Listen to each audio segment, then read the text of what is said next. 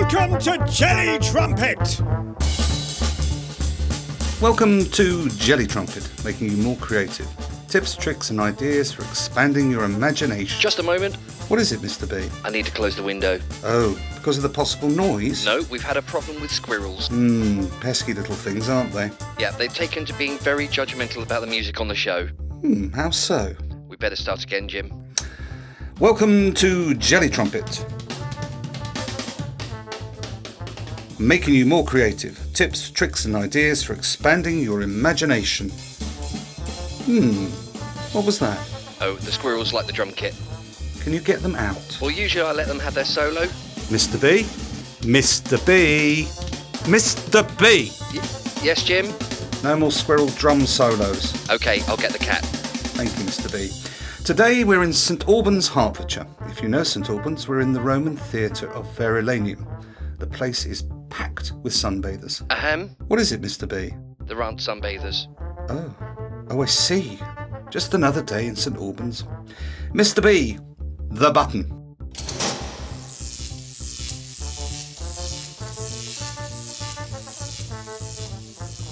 Coming up on Jelly Trumpet! You are your own medicine. An exercise to try at home. Challenge Jim. Silly, silly, silly things. And our guest spot featuring Adam Hunt.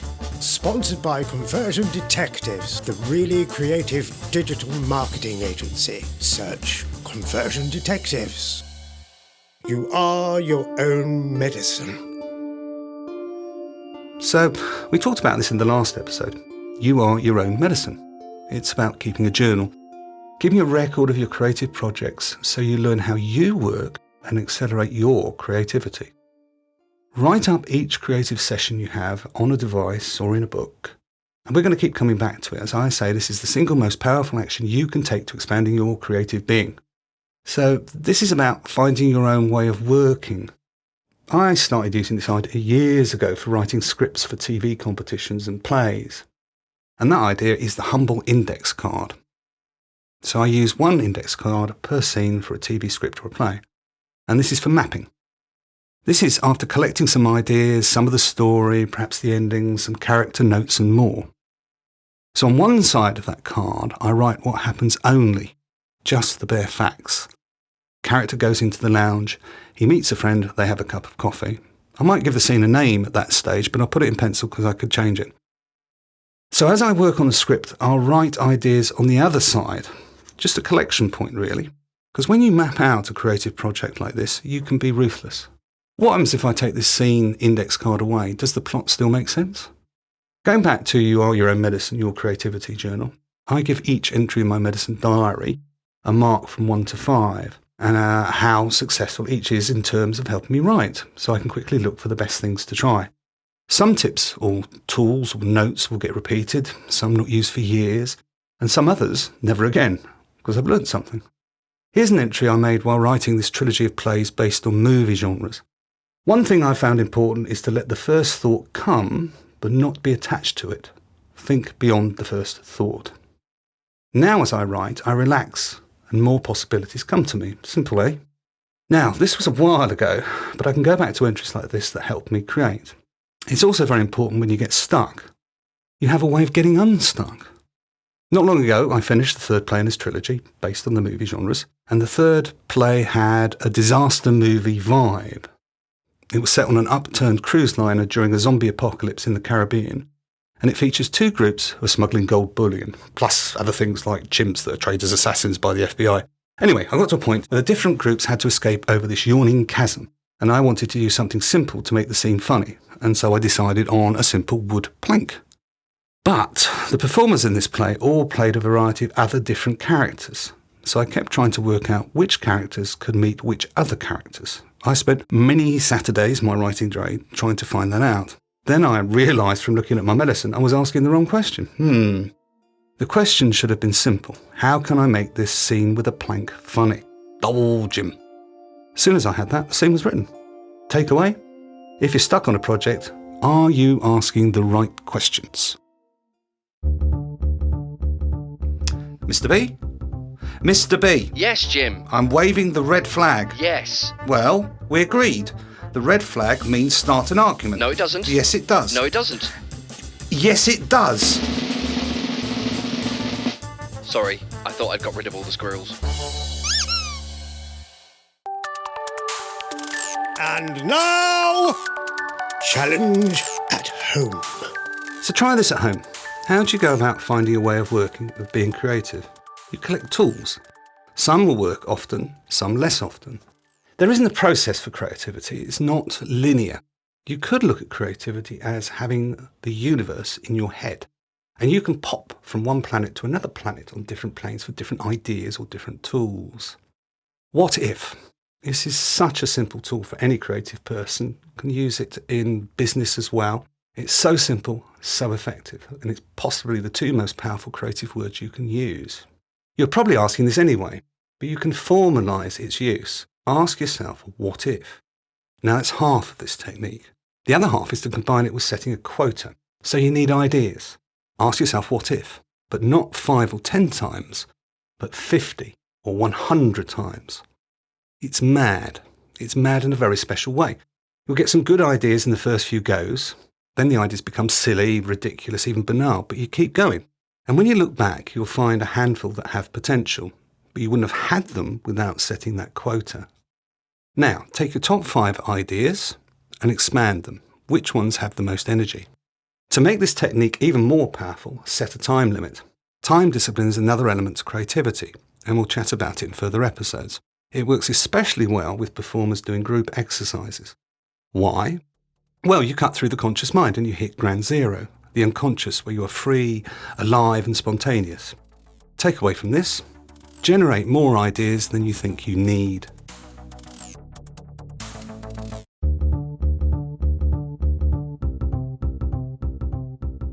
I was wondering, why aren't there any award ceremonies for award ceremonies? An award for an award? Is that what you mean? I do. Just a thought. The awards for awards. Best award for an award that no one cares about. Best up-and-coming award for an up-and-coming award ceremony. And the award goes to the award for awarding awards.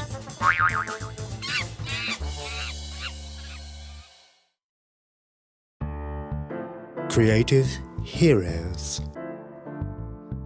This is a shout out to Edward de Bono, the inventor of lateral thinking.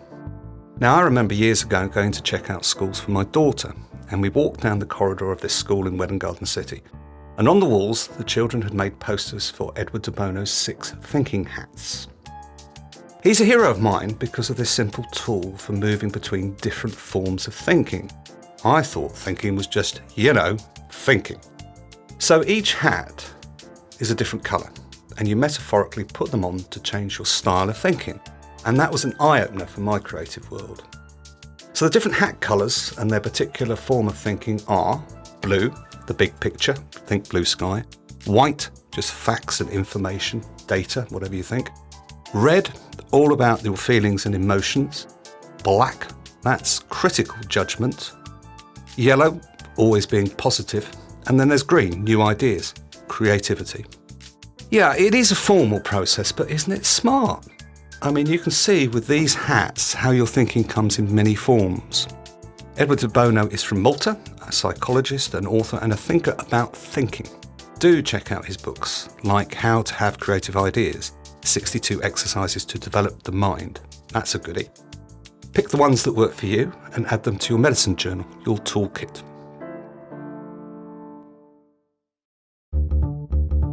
Hello, Arthur Maurice. Aye, lad. Would you care to describe yourself to the listeners? Certainly, Jim, lad. I'm 2'2", long red hair, and I've a very stiff neck.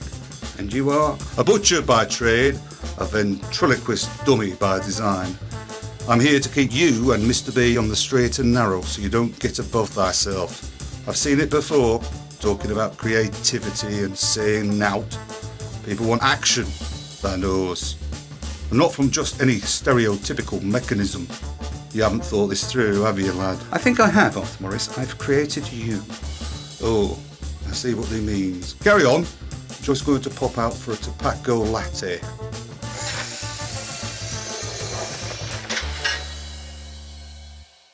Guest spot. Right. So on this episode, our guest is Adam Hunt from White Label Comedy. White Label Comedy is a digital marketing agency. What would you call it, Adam? Is it powered by comedy writers, or does it exist just for comedy writers?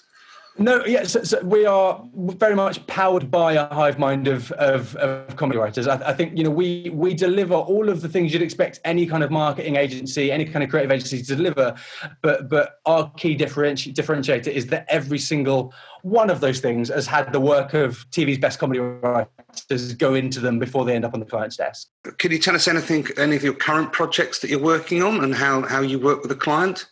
Sure. So I think, for us, no two projects are the same, but they all operate in a similar fashion, because one, we need the challenge when it's sort of making marketing and comedy meet in the middle is that we need to come up with funny things, jokes that also achieve a marketing aim. So step one will always break down a brief into the different things we actually need to hit.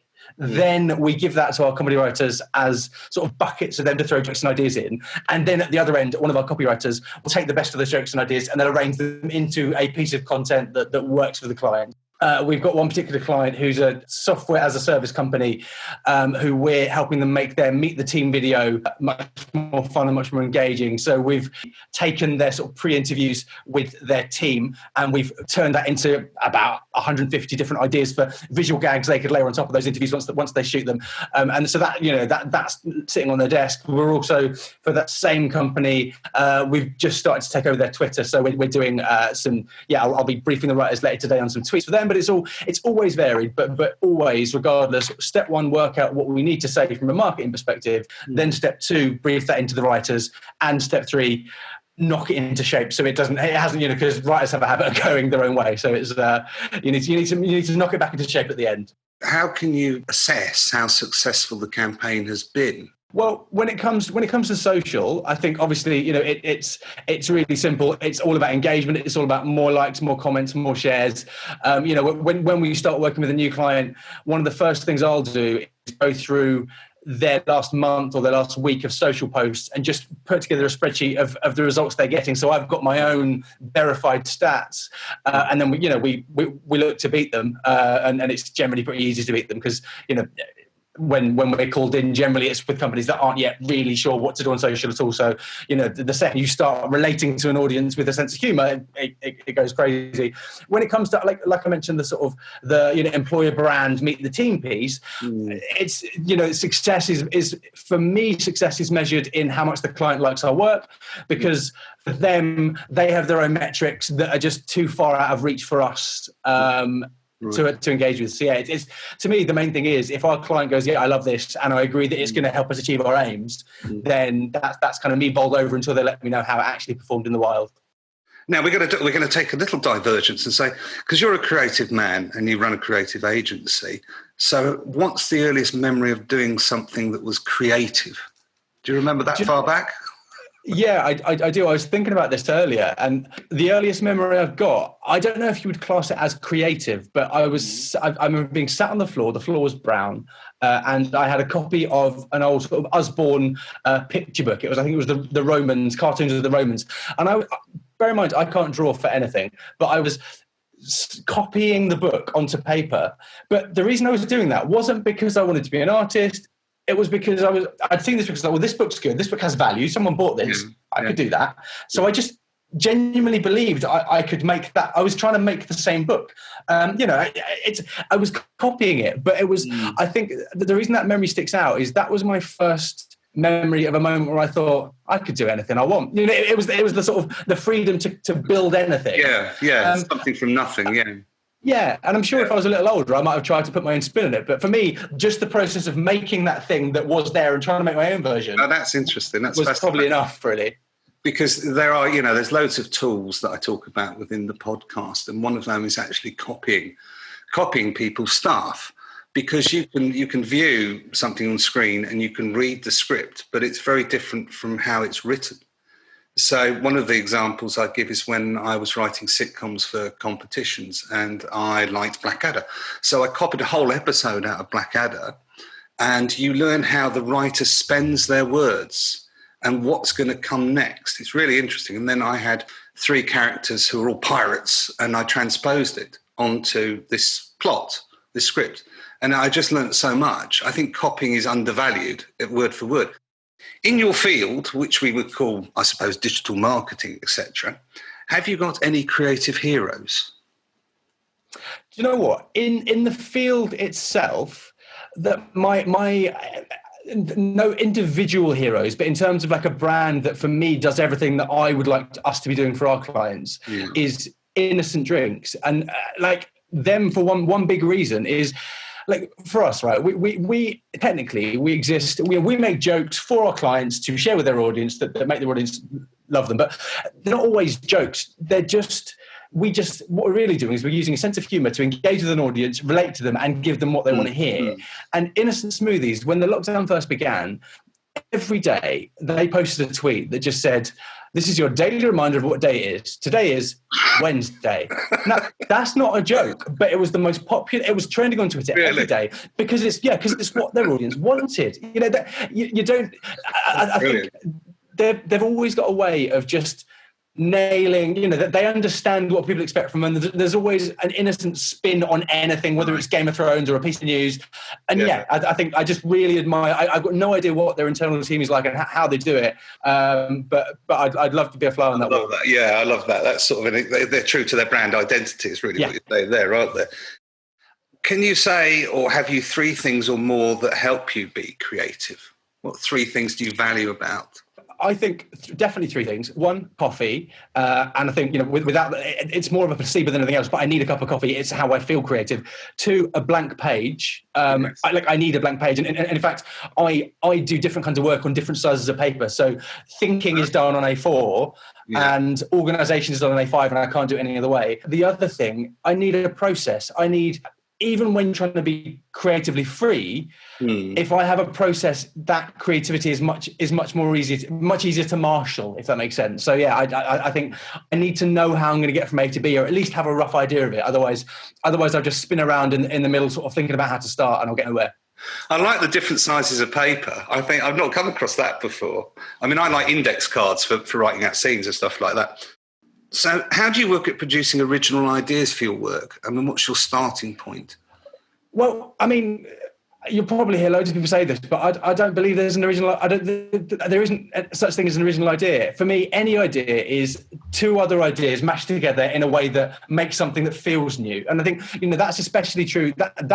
That is what a joke is. A joke is 2 ideas that shouldn't fit together, but you've made them fit together. And there's a little twist in the middle that our brains can jump, and we're satisfied by that gap that we get to jump, and we solve the riddle and we love it. That's a joke. And for me, the same thing is true of any creative idea. So always we start with data, we start with knowledge, we start with info. You know, we'll put together a big long brief of everything there is to know about a brand, about a product, about an audience, and that's not because we need to get to the right answer. That's inspiration. That is things. That's like a big melting pot of ideas old ideas that we can pull from, and then you get that melting pot, and you just take this idea out and that idea out. Is there a way to fit them together? You know, is there a fun way they contrast? Is there a fun sort of similarity we can eke out? If not, throw them away. If there is, work on it and, you know, fix that. But yeah, so I think it's all about having something to start with. As much as I said, like, I need a blank page to begin with, I then need to fill that blank page very quickly with parts. Otherwise, stuff that you can combine, you know, and smash. Yeah, exactly that. What's the best thing someone has said to you that kept you going when it was a bit of a struggle? Honestly, the best thing is, you might think it's shit, but they don't. You know, it's the reminder that the reason why you hate it is because you've been staring at it for ages. And, you know, especially when it comes to humour, you'll know that the first time you hear a joke is the time it works, right? So there's a reason why I'm staring at a joke that I've been chipping away at for an hour and a half, and I'm not loving it anymore. So I think, simultaneously, basically, people telling me that I'm wrong for hating the stuff that we've spent so much time working on, but also reminding me that it's our job to have a high bar. The way I see our work is not the same way our clients see our work, and they love it much more than I do, and that's the right thing to do, because I should always be striving for better, but they should always be laughing. That makes perfect sense to me. I'm very similar. have you ever been? What is the proudest you've ever been of one of your ideas? You know what? So my proudest moment, my favourite idea has nothing to do with white label comedy. It happened back when I was working on The One Show. But for anyone who's listened to this who has no idea what The One Show is, it's a TV show on BBC One at 7 p.m. Gets 4 million views a night. But as a producer, it can be anything you want it to be. So you get given a celebrity guest and some generic insert films, and you build a show around that. And you can be lazy. You can put the work in. We had Jeremy Vine, the presenter, as a guest presenter. We had the All Saints, the girl band, as guests. The biggest opportunity for creativity on that show is the intro, how you introduce them. And I decided that we were going to find clips of Jeremy presenting his quiz show Eggheads and recut them as if he was singing the All Saints song Never Ever. Now, Brilliant. The reason there's several reasons I love that. One, because it's a really fun, silly idea. Two, I love that I somehow managed to persuade the bosses of one of the biggest shows on TV that was okay to do and we should do it. But three, there's no point having an idea without an idea of how you're going to achieve it. And there was a particular piece of software that the BBC has inside its own sort of gated walls called Snippets, where basically every show that's existed in the last 10 years is transcribed. You can search for keywords using that database. So I didn't just have the idea for the clip. I had the idea for how we'd find the material. Right. And we used that to find it. So it all kind of came together, and it was joyous. It's still one of the best things I've ever done. Is persuade the BBC to let me put that on air, and it's a joy. Makes me laugh. Brilliant. So, how can a listener to the podcast get in touch with you? Luckily, the joy of a company with a name like ours, if you just tell Google you're looking for white label comedy, they'll send you our way. I think we're all over social, either WL Comedy on Twitter or White Label Com on Facebook. Hopefully, we've got a whole lot of different handles, but Google's your friend basically. And yeah, just I'm always. We've got to the position we're in because I'm always up for a conversation with anyone about how we can find humour in what they're doing. So I think anyone that hears this and thinks, that is interesting. Don't know if it's for us, but it's interesting. Reach out and let's have a chat because there's always a fun way to take what you're doing and give you the funny version of it. I think the key thing for brands of all shapes and sizes is when you realise that we do it by taking what you're already doing and making that funny, it's way less risky than you think. So yeah, get in touch and we'll have a chat. Well, Adam Hunt, White Label Comedy, thank you very much. It's been brilliant. Thank you. Thank you. Been a pleasure. Hello, I'd like to buy a hedge, please. Good morning, sir. Can I help you? Well, what sorts have you got? A hedge? Well, we've got 3 sorts, sir. What sort of hedge would you like? Could I have a look at the Imperial, please? We have the Royal, the Imperial and the Standard hedge. No, it's present. Certainly, sir. May I ask you who the hedge is for? I'm not married. Ah, for your wife, perhaps? Not at all. I'm in no hurry. Well, if you wouldn't mind waiting, I'll just ring down. Start again. So that was me reading a sketch. It's great comedy, created by something going wrong. What about you? Have you ever created something from something that went wrong? We'd love to hear from you. Email us at jellytrumpet.com. He's at it again. He's going through his John Bonham phase. And those two? Eh? The other 2 squirrels with their paws in the air. Groupies. Groupies? That red tail has groupies? Yes, it's rather flattering, isn't it? Why haven't I got groupies, Mr. B? Mr. B? Mr. B? I'll get the squirrel. Thank you. Challenge Jim! Jim, your challenge this episode is you have 30 seconds to write a story starting I woke up this morning and... I woke up this... starts now. Oh, right. I woke up this morning and slippers. I woke up this morning and coffee. Melon. 25 seconds. I've got... I woke up this morning and... Kiwi stroke fruit. the cat. Kiwi? No, we're not going to have fruit. I woke up this morning and I decided to rid the world of evil. That's what actually happened this morning. I woke up this morning and I 10 seconds. I woke up this morning and decided to rid the world of evil using super glue. So I would super glue 3, influencers 2, 1. to their own sunglasses. Hot topic. So the first play I wrote and saw on stage was called Dream Duel. A man steps into his own head and has an argument with two sides of his personality. The sweetheart, who just wants to have fun, and the editor, who just critiques.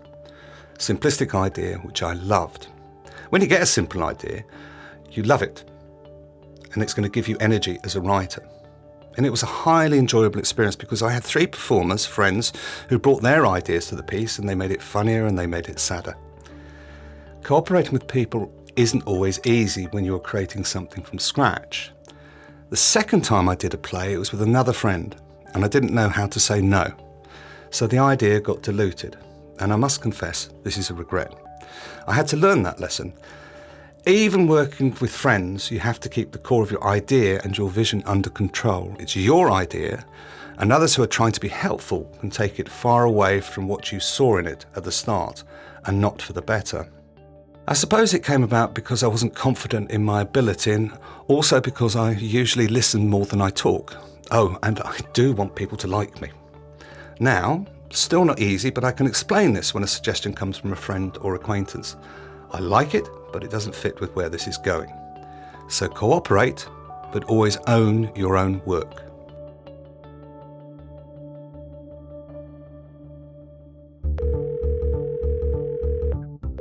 Go ahead, caller.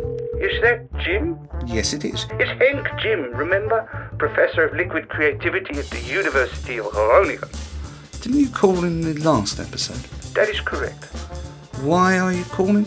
I have a quote about creativity just for Jim. There are many fish, but they all cannot fly. Thank you, Henk. Oh, finger slipped. Too much ketchup on my sausage sandwich again. List of the week. Now, I love lists, and this episode is quite a short one. There are 3 tweets from the Swansea branch of Waterstones. So, tweet 1. Doors closed 2.5 hours ago. We are, as ever, staying late. There have been reports of a thesaurus leak, and we are worried, bothered, concerned, apprehensive, fraught, fretful, and nervous about it. You never know when it may strike or transpire. Be vigilant and wary. Tweet 2. Doors open in 5 minutes. The thesaurus leak yesterday has resulted in a minor synonym overload, so please be aware that you may notice some abnormal repetition today. You may also experience a bit of unusual reiteration. Then another Twitter account got involved from Belmont Books. So much better than the slang dictionary leak we had at Belmont Books last week. Didn't know whether to mop it up, censor it, or wash entire store's mouth out with soap. Still a few little cusses loose here and there. And finally, tweet 3. That sounds a little challenging. We had an Oxford Dictionary of Physics leak in '97. For days, we could only talk about absolute expantivity and paleomagnetism. We're still finding the odd quark behind the shelves too. Further thinking spot. Here's something we'll touch on in the next episode. Mind mapping. A great way to gather thoughts. So search for Mind Mapping Tony Buzan. Tony's no longer with us, but he left a lot of great books about thinking and memories. Why not create a mind map about you and creativity? Join us in further episodes and be more creative. Pick up tips and tricks you can put into play instantly. Try exercises to boost your imagination. Listen to creative guests and a whole lot of what we call fun. Thank you for listening. If you have any questions or ideas for Jelly Trumpet, email us jelly@jellytrumpet.com. That was Jelly Trumpet, making it more creative with Jim Kinlock and Mr. B. Sponsored by Conversion Detectives, the really creative digital marketing agency. Search Conversion Detectives. Now here's Mr. B playing us One of a Kind by We Paint Houses, a melodic rock band. Find them on Facetube and Bandcamp.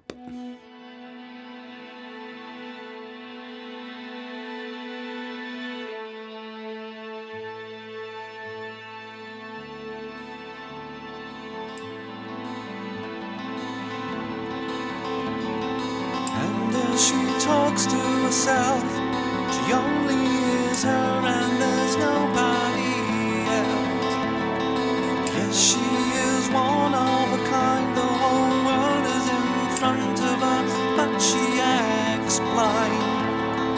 And I only have time one lady, just this one lady. Is she a bad girl, a sad girl, a mad girl? Yes, she is. Is she just crazy? Lady, please don't betray me. Yes, she is one of a kind, one of a kind, one of a kind. And as she sings to herself, it's out loud and I just can't hear myself. And the thoughts run through her mind must be tunnels, and the ending is something you cannot find. And I only have time for this one lady, just this one lady. Is she a bad girl, a sad girl, a mad girl? Yes, she is. Is she just crazy? A lady, please don't betray me. Oh, yes, she is. Is she a bad girl, a sad girl, a mad girl? Oh, yes, she is. Is she just crazy? A lady, don't betray me. Yes, she is one of a kind, one of a kind, one of a kind. Well, that went very well. I also think it went very well. Shall we do another one? I would say yes, Jim. What's he doing now? The squirrel, he's laying down some tracks on Logic Pro for the next episode. You'll be out of a job.